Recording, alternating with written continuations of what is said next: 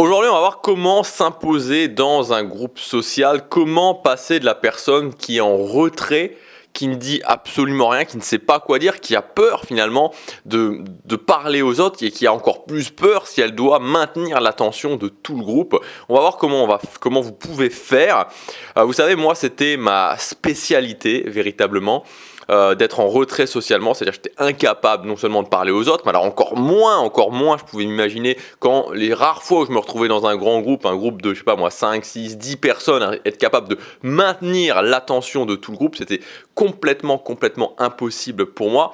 Aujourd'hui, je voudrais vous donner exactement comment vous allez pouvoir faire pour passer de la situation dans laquelle j'étais il y a quelques années à la situation où vous êtes capable justement de maintenir l'attention d'un groupe. Alors, ce que je veux vous dire, c'est que, particulièrement dans le domaine social, moi je sais que ça peut faire souffrir énormément, j'ai été à ce niveau-là, je sais que c'est difficile, donc je ne vais pas vous dire qu'avec 2-3 techniques de conversation, vous allez être capable de maintenir l'intérêt de tout un groupe. Très objectivement, c'est peut-être l'une des disciplines sociales les plus difficiles, être dans la capacité de maintenir l'attention de tout un groupe. C'est le plus difficile, donc je vais vous donner ce qui fonctionne, je vais vous donner des choses qui seront peut-être parfois pas facile à entendre, que vous avez peut-être pas envie d'entendre parce que vous avez peut-être envie d'avoir la technique miracle. Je ne vais pas vous donner ça parce que tout simplement ça n'existe pas, mais je vais vous donner des choses qui fonctionnent. On va avoir plusieurs clés dans cette vidéo et c'est des clés qui fonctionnent. Si vous les appliquez, ça vous demandera du travail, mais si vous les appliquez, elles vous donneront des résultats pour arriver finalement à cet objectif, être la personne qui capte l'attention de tout un groupe.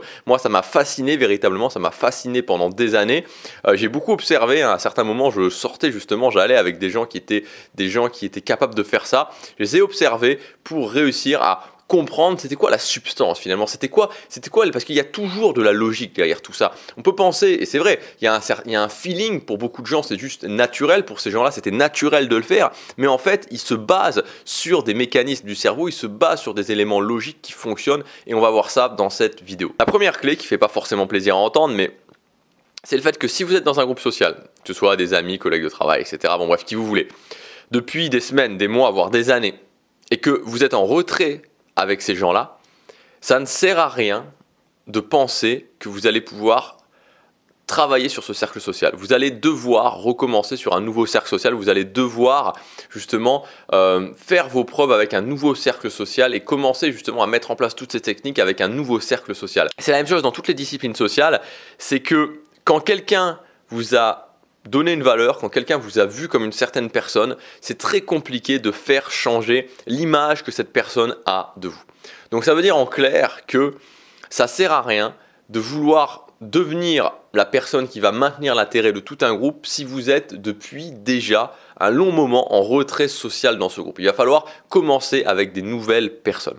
Il y a une seule possibilité pour justement réussir à être vu comme quelqu'un de nouveau dans un groupe social, c'est faire une sorte de coupure, une coupure de 6 mois, 1 an, et ensuite revenir en ayant pratiqué évidemment. Et là, à ce moment-là, après avoir fait cette coupure, 6 mois, 1 an, les gens seront capables de se dire « Ah mais ouais, mais cette personne, il y a eu une coupure, donc elle a vécu des choses, donc elle a changé. » Mais si vous ne faites pas cette coupure, ça sert même à rien d'y penser. Et dans tous les cas, je vous suggère fortement, c'est même pas que je vous suggère, c'est que si vous voulez que ça fonctionne, vous devez commencer à créer un nouveau cercle social, travailler avec des nouvelles personnes. La deuxième clé, c'est le fait que vous devez pratiquer ce que j'appelle la chauffe sociale. La chauffe sociale, ça veut dire que vous ne pouvez pas arriver dans une soirée, par exemple, où vous avez envie de maintenir l'attention de tout un groupe en n'ayant parlé à personne dans la journée, en n'ayant parlé à personne avant, parce que vous allez tout froid socialement.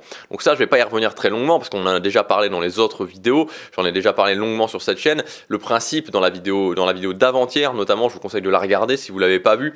Le principe de chauffe sociale, c'est comme en musculation, c'est-à-dire que même si vous êtes capable de soulever une barre de 100 kg au développé couché, vous n'allez pas pouvoir le faire directement dès que vous arrivez à la salle de musculation, sinon vous allez vous casser complètement. Donc là, c'est la même chose. Avant d'arriver au moment où je veux vraiment être purement énergique, au moment où je veux vraiment arriver à être performant, je dois me chauffer socialement, faire une pré-soirée, parler à des gens, peu importe, mais avoir parlé, m'être chauffé vraiment socialement. Le troisième point, c'est ce que j'appelle la règle du troupeau. Ça veut dire que l'une des choses qui va vous faciliter énormément la tâche au niveau de prendre la parole et de vous imposer dans un groupe, c'est de connaître tous les gens de ce cercle social. Un petit peu, c'est pour ça que je dis la règle du troupeau, un petit peu comme un berger avec ses moutons, vous devez connaître chaque personne. Vous devez avoir parlé un petit peu à chaque personne. Si dans un groupe social, il y a des gens que vous ne connaissez pas vraiment, avec qui vous êtes vous avez vraiment lié aucun contact, ça sera compliqué. Alors je ne parle pas que les gens vous aiment ou vous aiment pas, hein, ça n'a rien à voir. Je parle le fait de ne pas avoir lié de contact, ne serait-ce que des petits contacts avec eux. Ça sera plus compliqué de maintenir l'attention de ce groupe-là. Donc n'hésitez pas vraiment à parler à tout le monde, n'hésitez pas à ne serait-ce que aller dire bonjour, aller saluer. Vous savez, il y a une règle qui s'appelle la règle des 3 fois. Et quand vous saluez 3 fois une personne, cette personne va avoir naturellement l'impression de vous connaître. Quand par exemple, je ne sais pas si vous vous inscrivez à un nouveau club, par exemple vous allez vous inscrire à un club de salsa pour danser, vous dites juste bonjour aux gens les 3 premières fois. Et la 4e fois, naturellement, si vous allez leur parler, ils auront l'impression qu'ils vous connaissent. Même si vous leur avez seulement dit salut, ça va, 3 fois de suite. Donc c'est vraiment une règle, ça c'est une règle intéressante à exploiter. Mais voilà, gardez en tête qu'il faut impérativement connaître un petit peu chaque membre justement de votre groupe social, ça permettra de maintenir l'attention plus facilement. Le 4e et le 5e point, alors ces 2 points que je vais vous donner, c'est peut-être les points les plus importants, vous devez impérativement les appliquer. Si vous ne les appliquez pas, vous ne réussirez pas à maintenir l'attention d'un groupe social. Le premier point, on en a parlé longuement dans la vidéo d'hier et c'est pour ça que j'y reviens sans arrêt. Peut-être que si vous me suivez régulièrement, vous vous dites mais pourquoi il revient sans arrêt à ce point-là? Parce que c'est un point qui détermine complètement tout ce qui va se passer ensuite dans vos relations sociales et qui va se passer aussi, qui va aussi déterminer si vous allez être capable ou non, si ça va être possible ou non pour vous de maintenir l'attention d'un groupe social. Ce point, c'est le fait que le groupe vous voit comme quelqu'un de haute valeur perçue ou de basse valeur perçue. Si vous ne comprenez pas ce que je vous dis, regardez la vidéo d'hier.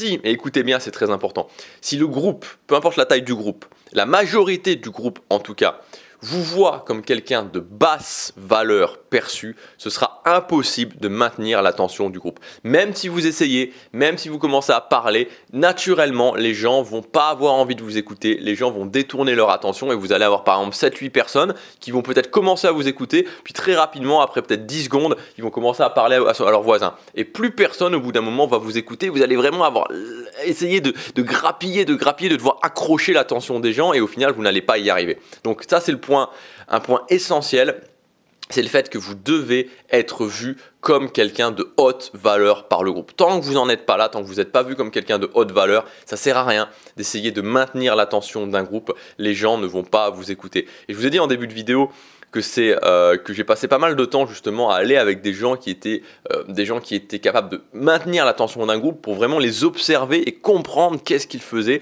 Et c'est la première chose que j'ai notée, c'était tout le temps le cas. C'était des gens qui étaient vus comme des gens de haute valeur perçus par l'ensemble du groupe, très souvent par tout le groupe. Et c'est ce qui leur permettait de beaucoup plus facilement s'imposer. Si vous êtes vu comme quelqu'un de basse valeur, ça va être très compliqué, voire pour moi, c'est impossible en fait. Et la deuxième chose que j'ai observée chez ces gens qui étaient capables de maintenir l'attention d'un groupe, et je l'ai observé, là aussi c'est pareil, comme le fait d'avoir une haute valeur tout le temps, c'était que c'était des gens qui étaient extrêmement bons dans le storytelling. Le storytelling, c'est pas que l'art de raconter des histoires, c'est juste l'art de raconter en fait. Ça peut être des histoires, ça peut être ce qui vous est arrivé aujourd'hui, ça peut être une blague, ça peut être commenter l'actualité, mais en fait, c'est l'art de raconter. Et pourquoi on est obligé de faire ça en fait quand on veut maintenir l'attention d'un groupe, c'est que vous pouvez pas maintenir l'attention d'un groupe en disant juste une phrase. Il faut pouvoir parler pendant 1, 2, 3, 4 minutes. Et ça, il n'y a que le storytelling, le fait de savoir raconter des histoires, mais pas que, qui va vous permettre de le faire. Il n'y a que ça qui va vous permettre d'y arriver. Donc retenez bien ça vraiment, si c'est les 2 points que vous devez retenir les plus importants pour pouvoir être dans la capacité de passer en mode retrait social, au mode où je m'impose dans un groupe. Premièrement, les membres du groupe doivent vous voir comme quelqu'un de haute valeur. Donc ça veut dire que vous devez savoir comment augmenter votre valeur perçue et n'oubliez jamais, encore une fois, que la valeur que les gens vont vous attribuer, ça se fait très très rapidement. Donc ça, c'est un avantage. C'est que si vous savez quels sont les points sur lesquels appuyer pour démontrer de la haute valeur ou ne pas démontrer de la basse valeur, comme on l'a vu dans la vidéo d'hier, ça va vous faciliter grandement la tâche. Et le deuxième point, c'est que vous devez être capable d'être bon dans le storytelling. Alors, ça fait peur le storytelling, je le sais. Une fois que j'ai fait ces constats-là, je me suis dit, ok, comment je fais pour devenir bon en storytelling? Parce que c'est très très mauvais en storytelling. J'avais rien à dire, je savais pas quoi dire, je savais pas comment le dire, je savais pas comment raconter. Et ce que je me suis aperçu, c'est qu'en fait, on pouvait, et ça c'est aussi quelque chose dont je me suis aperçu en observant ces gens-là et en allant régulièrement avec eux, à un moment donné, ça m'a fait le tilt et je me suis dit, putain, mais ces mecs-là racontent toujours les mêmes histoires en fait. On a l'impression que c'est des mecs qui sont bons à raconter, mais c'est pas des mecs qui sont bons à raconter, c'est des mecs qui ont capté quelles étaient les histoires qui fonctionnaient et qui racontent encore et toujours les mêmes et qui, au fur et à mesure, rajoutent des histoires. Ça peut être des histoires marrantes, ça peut être des histoires fun, ça peut être des histoires émouvantes, ça peut être des histoires drôles, mais qui racontent encore et toujours les mêmes en fait. Et c'est ça le truc, c'est à un moment donné, je me suis dit, mais oui, c'est ça. Et donc, en gros, comment il faut faire? Il faut tout simplement je vais y arriver, il faut tout simplement créer sa bibliothèque d'histoire, sa bibliothèque de storytelling. À partir du moment où vous créez votre bibliothèque de storytelling, vous commencez à raconter des histoires, vous commencez à les tester, vous voyez ce qui fonctionne pas, à quel moment, enfin voilà, ça va vous apprendre aussi à savoir comment les raconter, ça va être beaucoup plus simple. Donc je vous enlève ce poids, le poids c'est tout simplement de ne pas chercher à réinventer la roue sans arrêt, d'avoir des histoires, chercher dans votre passé. Vous avez certainement des histoires qui peuvent être marrantes, des histoires qui peuvent intéresser les gens. Et donc voilà, donc en cherchant, vous avez forcément ces choses-là, vous avez forcément des histoires que vous pouvez ressortir à différents moments. Vous savez, par exemple, les moments où on est un peu dans le mode où, ok, on est dans un mode où, c'est quoi les trucs les plus fous qui t'est arrivé, ou c'est quoi les histoires, voilà, que t'as pas des histoires où il t'est arrivé un truc un petit peu sensationnel ou ce genre de choses. Et moi, par exemple, il y a toujours une histoire que je raconte à ce moment-là, qui est une histoire où vraiment c'est l'une des expériences les plus fun que j'ai vécues, en tout cas au travail, quand je travaillais dans un fast-food. Et je vais vous la raconter, comme ça, ça sera, voilà, ça pimentera pas un petit peu la vidéo, mais ça sera un peu marrant. Je vais vous la raconter. Donc je mettrai juste, c'est pas les vrais noms que je mets, tout simplement. Je vais pas mettre les vrais noms parce que voilà, bon, ça serait pas, on sait jamais. Je vais mettre des pseudos à la place. Donc en gros, je travaillais dans un fast-food. On était plein à travailler dans ce fast-food, on était peut-être 20, 25, 30 personnes à travailler dans ce fast-food. Et j'avais aussi un excellent ami vraiment, et tout le monde savait que c'était un excellent ami à moi qui travaillait dans ce fast-food. Et une fois, il y avait une collègue qui était partie en vacances en Martinique et qui était revenue et qui nous avait dit, je vous ramènerai du rhum en fait. Et donc elle est revenue, elle est dit ce jour-là, alors déjà la mauvaise idée, ce jour-là, avant de commencer à prendre le service, donc la plupart des gens prenaient le service à 18h. Avant de prendre le service, ce que je vais faire, c'est que je vais amener un peu de rhum et que chacun pourra le goûter, soi-disant le goûter. Alors moi, j'ai pas pu faire ça parce que j'avais commencé ce jour-là à travailler à 17h. Donc j'avais commencé à travailler, c'était marrant, je voyais tous les collègues sur la table en face en train de goûter le rhum. Et ce qui devait arriver est arrivé.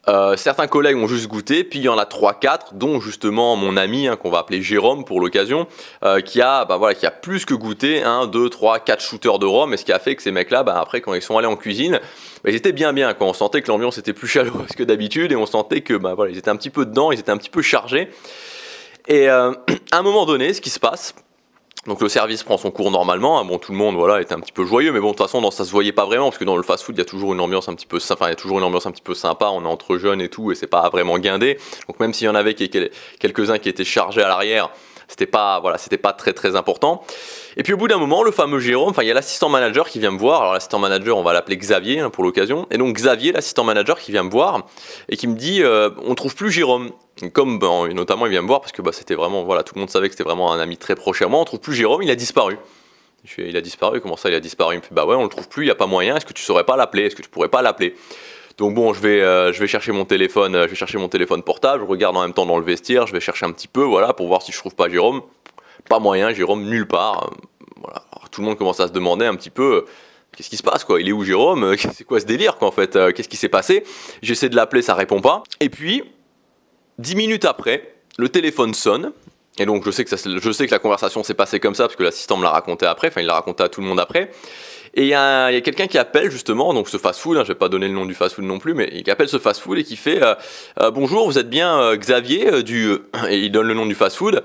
Et donc l'assistant manager répond ouais, je suis bien Xavier comment vous connaissez qu'est-ce qui se passe? Et donc le mec répond écoutez, je vous appelle parce que j'ai un de vos employés qui est bourré dans mon jardin et il m'a demandé de vous appeler. En fait, je vous appelle et est-ce que vous pouvez venir le chercher?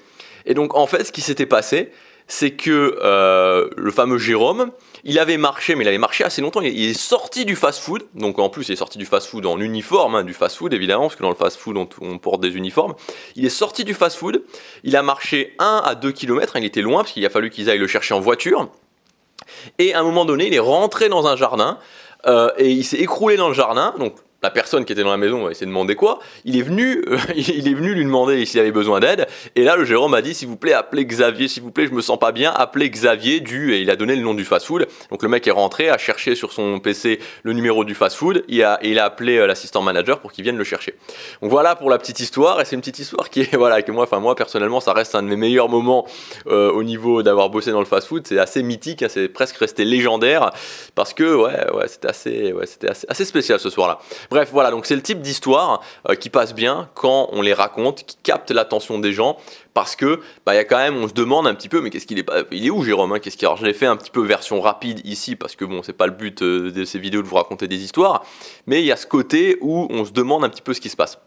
Donc avoir cette capacité d'avoir une bibliothèque d'histoires que vous allez pouvoir raconter, une bibliothèque d'anecdotes, tout ce genre de choses, vraiment une bibliothèque que vous allez pouvoir ressortir quand vous aurez besoin de la ressortir, et ça va vous permettre, comme je l'ai fait là, de parler 2-3 minutes en captant l'attention des gens, et ça démontre énormément de valeur. Gardez bien en tête aussi que quand là, je l'ai pas fait forcément d'ailleurs, et que quand vous devez parler, n'hésitez pas à parler bien lentement et à faire des pauses.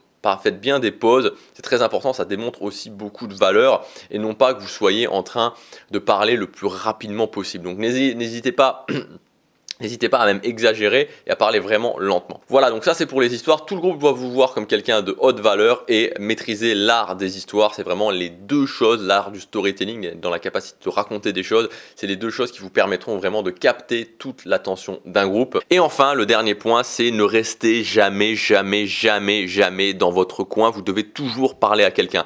Même si vous n'avez rien à dire, vous devez parler à quelqu'un. Parlez à votre voisin, racontez ce que vous voulez, mais jamais, au grand jamais, vous devez être dans votre coin à ne pas parler. C'est pire que tout, ça démonte votre valeur. Donc c'est très important d'être dans la capacité aussi à même ne parler pour ne rien dire. Voilà ce que je voulais vous dire dans cette vidéo. Donc si vous voulez aller plus loin, si vous voulez vraiment passer au niveau supérieur dans les dynamiques sociales, parce qu'encore une fois, comme vous l'avez vu, en fait c'est assez logique, c'est assez méthodique de capter l'attention d'un groupe, mais ça ne se fait pas comme ça. Ça passe notamment par le fait d'augmenter sa valeur perçue. Donc tout ça, on en parle dans la formation Dynamique sociale décryptée. Donc cette formation, en fait, elle est en deux parties. La première partie, c'est un véritable dictionnaire des dynamiques sociales. Je vais vous donner 12 règles que vous devez impérativement comprendre pour pouvoir justement vous dire, ok, maintenant je comprends mieux quels sont les leviers psychologiques à actionner, je comprends mieux qu'est-ce qui se passe, je comprends mieux pourquoi les gens vont me voir comme quelqu'un de haute valeur ou comme de basse valeur, pourquoi les gens parfois vont être, même si je suis gentil, ne vont pas être gentils avec moi, pourquoi les gens vont me respecter ou ne pas me respecter.